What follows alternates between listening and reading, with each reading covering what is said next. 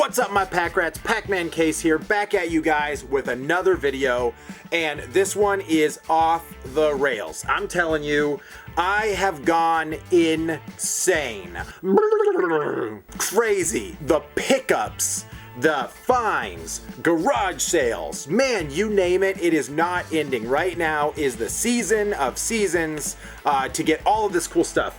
You think I'm joking? Check this stuff out. I got Nintendo 64 stuff, legit Pac-Man plug-and-plays, Pokemon books, Game of Thrones seasons, Wii titles, special edition Hellboys, Hulk Hogan Ultimate Anthologies, Atari plug-and-plays, complete my collection of GameCube exclusives. I'm telling ya, I can't stop. The finds just keep coming. Garage sale season is upon us. I found this stuff just the other day. There's a P90X in there worth like $50. I got a candy machine, because why the hell not? Just picked up a Nintendo 64 lot, and it just keeps going. So, my God, I am absolutely exhausting myself with the amount of stuff that I have. I would love to show it, but it would be 10,000 videos long, and you guys don't need to wait for that. So, we're doing something a little different today.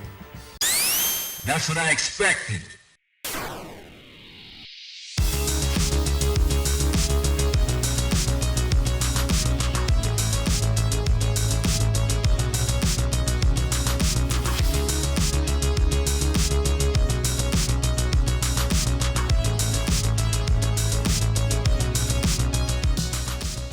So I have not always been a collector, but I have always been a gamer.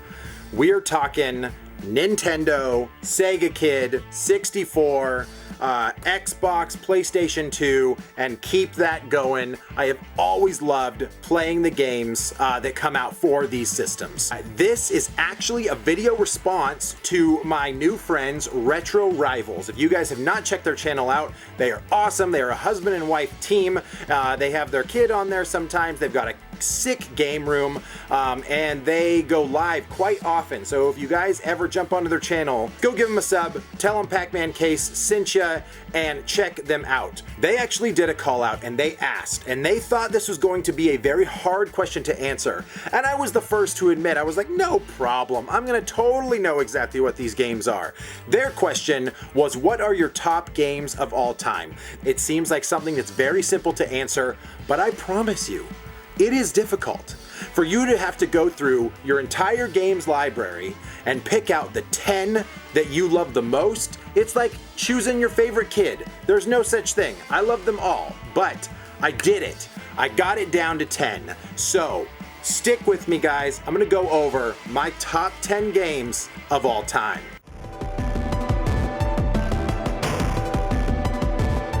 Guys, I gush about this game way too much for you not to know that it is one of my top 10 games of all time. And that is Jackal on the NES. You take a shoot 'em up style game. You're in a Jeep with machine gun, grenades, and rockets, and you build it with the most epic music of all time. And this ends up being a game that I can throw into my Nintendo every single time and play it for a couple hours and get complete enjoyment out of it. The graphics are fantastic. The control scheme is amazing. If you guys have not tried Jackal, I strongly recommend that this is in your NES library. It is time for you to pick this game up. I don't know what you're waiting for. It is one of my favorite games of all time, and it will continue to be in my NES collection until the day I die. I've also talked about this one, guys, in my Nintendo 64 games you may have missed, and it still holds on to that spot. This is my favorite wrestling game of all time, and I was a big wrestling fan. I was a huge wrestling fan in the 2000s. We're talking The Rock and Chris Jericho and Kurt Angle and Triple H. Man, these guys I thought were real life superheroes, and I had a blast watching this stuff in my early teens. I thought it was phenomenal, like modern day gladiators. And all the games that came along after I was a fan from the PS2 on, I spent so much time playing wrestling games, but out of all of those ones, one rises to the cream. One rises to the top. One creams the crop. That does not sound right. And that is WWF No Mercy. My God, man. If you wanted to create the most perfect wrestling game ever, they did it. THQ just kicked ass on this game. Now, WrestleMania 2000 is pretty good. There are some people that like WCW, NWO. Those are also pretty swell games, but for some reason, when it comes to the modes, when it comes to the reversal system, your creator wrestlers seem to be so robust and fun. It's fluid. Most of the time with the new modern wrestling games, I tend to have trouble learning the control schemes, learning how to Irish whip, learning how to Tree of Woe. Like, these are things that was commonly difficult or didn't exist in any previous wrestling game. No Mercy came out with 4-player, non-stop ladders, tables, chairs. It was rad. And to this day, I will throw this game in and I will literally play it again for hours because it is such an awesome game. So if I haven't sold you on No Mercy yet, I'm sorry. I'll do better next time. But this is a game that you guys got to give a try. And it belongs in the top 10 for sure. Love this game. No Mercy kicks ass. I had this game in my intro when I first started YouTube, and that is for good reason. When I think of the Sega Genesis, I think of one game that I would open up and I would pop into the system all the time. And it is not Sonic, and it is not Streets of Rage. That game is Captain America and the Avengers. Now, I was a huge fan of beat-em-ups. I loved Final Fight. I loved Bad Dudes on the NES. Man, there is so many cool beat-em-ups, but being a huge fan of the comic books and being a fan of Captain America and Iron Man, Vision and Hawkeye, I didn't know who the hell those guys were, but they rounded out a team that was really cool to play, including using their superpowers. And there's always been something about using Captain America's shield that I think is the coolest experience no matter what game I'm playing. So this actually was the precursor to a lot of those Ultimate Alliance games that maybe you guys have enjoyed, the X-Men Legends games, those top-down. Those essentially are RPG beat-em-up styles, but this was the first one that I feel really grabbed my attention. And forever, I have enjoyed this one. Now, they did make it for the Super Nintendo, but I have always been partial to the Sega Genesis version. I feel like the sound is better, the control scheme feels a little bit better to me, and I'm a bigger fan of those graphics. But Captain America and the Avengers, so good. The NES one, garbage. But this one, oh my goodness. And for some reason, it is minty mint in this box with the manual, and I will keep it like that forever. Captain America and the Avengers makes my list. All right, guys, on to the next title. This is a series that I also gush about. I love it so much. I was a fan from the very first one and have been through the series, but the newest title in this, which is God of War, was epic. Now, I am not an RPG fan, and I will do a video down the road explaining my issues with RPGs, but there are certain games that have RPG elements, or they sneak them in there, that get me. God of War is one of them. This was revamped from a third-person action game where you are hacking and slashing with the Chains of Olympus, which are one of the coolest weapons ever. In more of the sequels, you get cooler weapons, you get gauntlets, you get a giant sword. There is some very, very cool elements in the God of War series, but the newest one, oh my God. We're talking beautiful environments, we're talking like some of the most gorgeous storytelling, and it moves away from the traditional Greek and Roman mythology into Nordic mythology, which I am not as familiar with, so I found this to be very intriguing to learn about characters and to get a very cool reveal at the end of this game. If you guys have not tried God of War, or it is something you have not played yet, you are missing out 137%, because this game it should be in people's top 5s of all time, no argument, hands down, what a great game. Kratos, watching him go from a soldier scorned to the god of war all the way through this story has been an epic storytelling adventure. So, God of War, I mean, can you blame me?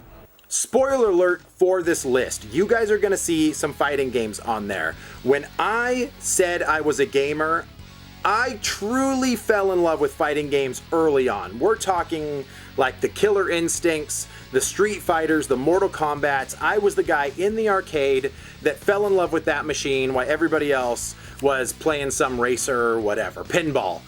I love the fighters, and since then there has been many fighting games that have struck me and that I've fallen in love with. I've talked about Bloody Roar, I've talked about Darksiders. Those are fantastic games, but this one is always going to be in my top 10, and that is Guilty Gear. This is Guilty Gear X2. I literally played this until my fingers were bleeding and had such a blast throwing this title in. This is one of them. When I first played it on PlayStation, I was not good. I did not understand the combo system, and I struggled a lot with understanding each character. Kai Kiski and Soul Bad Guy, one of the most cool, polarizing characters on each side of the spectrum that feel very similar at the same time. It dragged me into this game, and I fell in love with every single character that Guilty Gear has ever produced since then. This one's in the top 10 because this is where it all started for me. Like I said, huge fan of the PlayStation version, but once this came out for the PS2 and Xbox, man, I didn't take this out of my console for months. If you guys like fighting games and you are looking for something fresh or new, this is an awesome one that deals with characters with giant oversized weapons and some of the coolest combo and air combo moves in any game. And not to mention a kick-ass soundtrack. So, Guilty Gear, it's worth it. Play this game. You guys want to learn more about Pac-Man Case? I got you covered. Here's a little bit about me. I've never been a Zelda fan. I didn't play a lot of Ocarina of Time. I didn't play a lot of Majora's Mask. I wasn't a Wind Waker fan. I didn't enjoy Skyward Sword. Nobody enjoyed Skyward Sword. What am I kidding? I never played any of the handhelds. I threw in the game on the Nintendo with Link and Zelda 1 and 2, and I played those ones a little bit, but I could never really get into it. So it's really funny that this game makes my list, and you have to see the irony in this.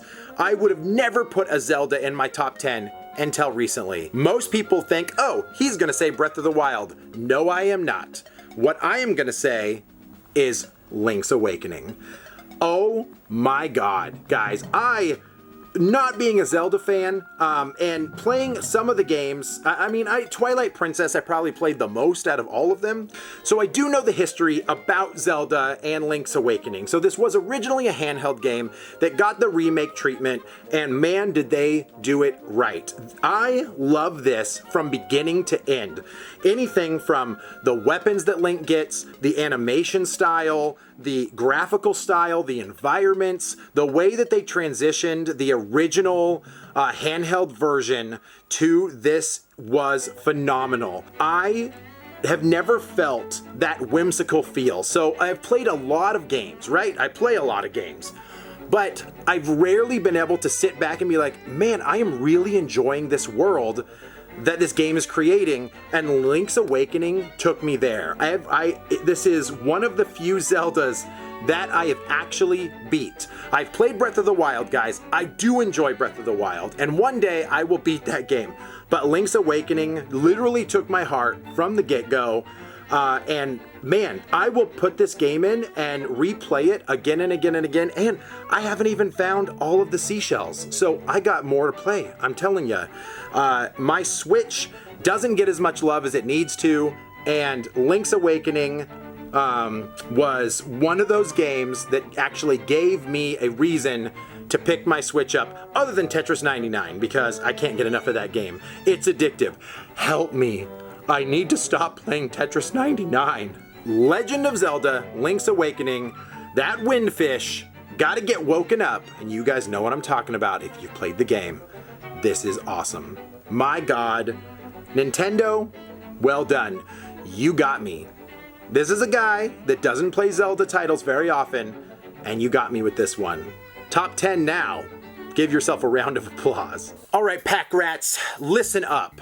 If you guys missed my favorite fighting games of all time, go back and watch that video for me so you know how much passion I have for a lot of these games, but I do have a top one. I recently got this game, so a little backstory. I played this game until my fingers were falling off. I legit thought this was the coolest roster. It was the most epic gameplay I'd ever experienced in a fighting game, and it is a title that for some reason I lost. And this game is getting up there. I think it's up to like $130, $140 sometimes for a really crisp copy, and I ended up finding it at a thrift store, and I did pay a decent amount for it. I want to say $40 or $50, but it was worth it, and now it's worth double that, and I'm so glad I did. So I know the anticipation is killing you guys.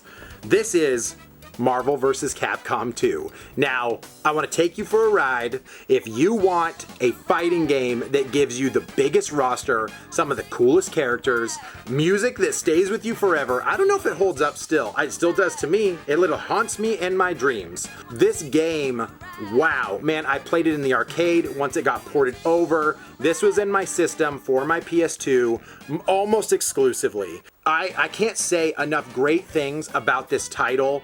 It was really sad. I had it in my collection for a long time, and for some reason, I lost it. I probably took it to a friend's, and I left it there, and it was out of my collection for a ridiculous amount of time. The only way I could play it is I had a digital download, I think on my PS3 or 360 that I was able to play this game from.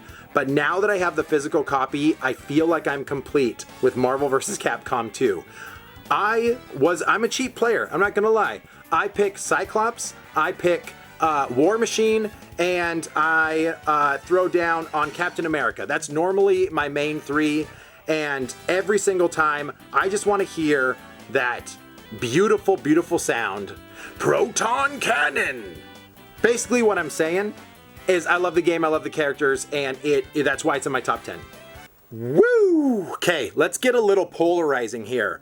You guys all know Spider-Man came out. The PS5 just recently had a trailer for the new Miles Morales, which I think is an absolute awesome decision for them to have him as the next Spider-Man for that series. And I don't know what the debate is right now, whether it's a complete title or not. It doesn't matter. Spider-Man is an awesome, awesome game. And I thought that I would love it because I was always a Spider-Man fan growing up. Once I hit my teens, though, Batman was my guy and has been for a very long time. The reason I bring up Spider-Man for Batman is there is the argument whether Spider-Man or Batman Arkham games are better. And there is something about the combat system in Batman Arkham, especially Arkham City, that I absolutely love. Batman's gadgets, how dark the city is, the villains. This is one of those few games where I go back and I try to grab all the Riddler trophies because I had so much fun with this game. Now I am going to throw a little shade because Arkham Knight, I was not that big of a fan of having to be in Batman's tank of a car for what felt like a third of the game, shooting people the entire time.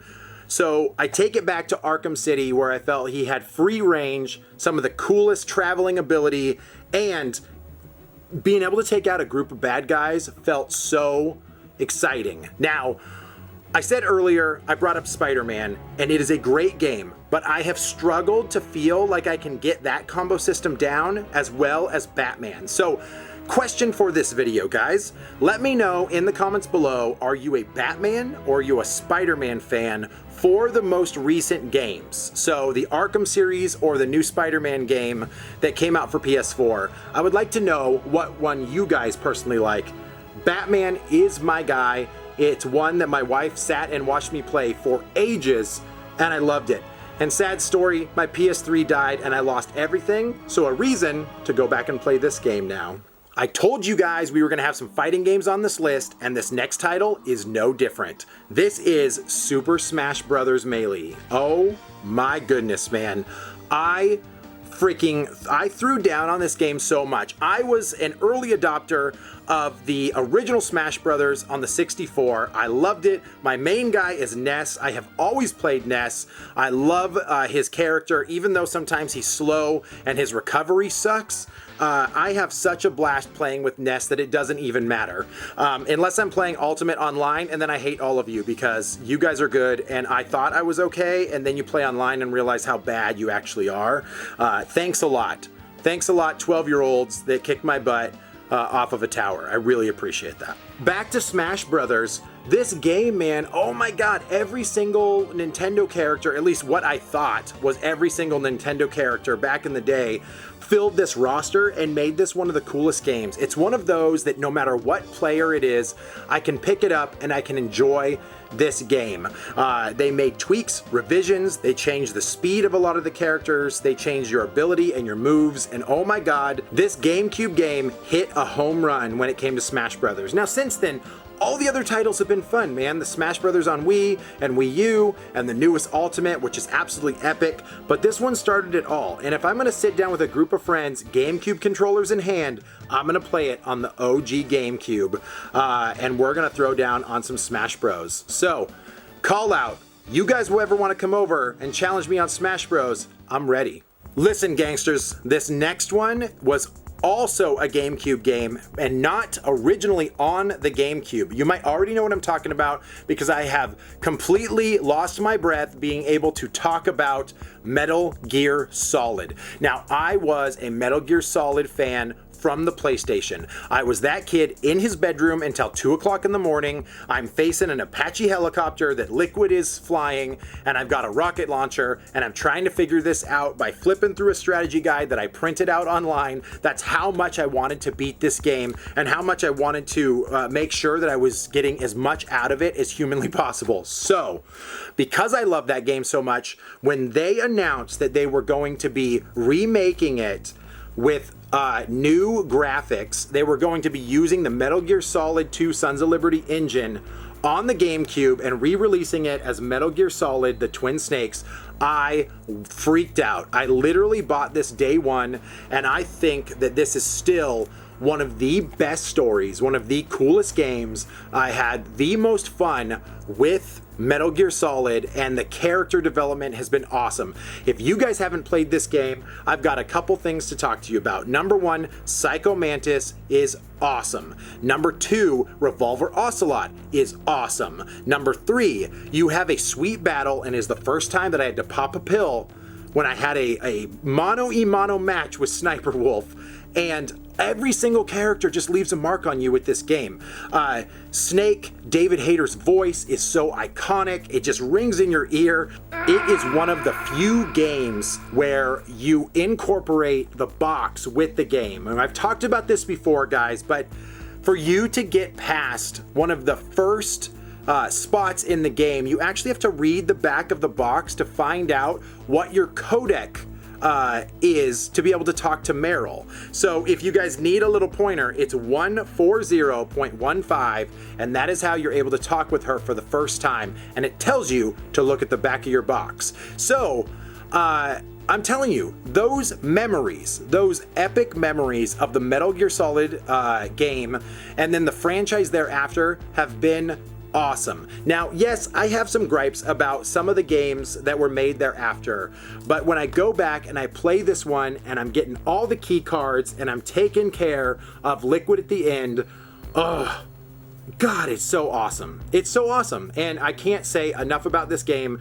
It is top 10 and probably my number one game of all time, Metal Gear Solid Twin Snakes. That's it. That's it, guys. Boom. Oh my goodness, my throat is dry. I talk so much about those games that I love. Guys, if you like what I got going on, you like my silly content, make sure to subscribe to the channel. Hit me on the Instagram. Let me know how you're feeling. If you want a little bit more content, I throw that up all the time. I've got a podcast, the Real Awkward Podcast. If you guys ever want to get out of games and you want to get into some pop culture and talk about some crazy stuff, our podcast podcast is there for you. Thank you guys, everyone who has subscribed so far, and I appreciate all of the support. Retro Rivals, thank you guys very much for the request to do your top 10. It was difficult, you were right, and hopefully my top 10 does it justice. So I will catch you guys next time on the next video. Thanks for watching. Later.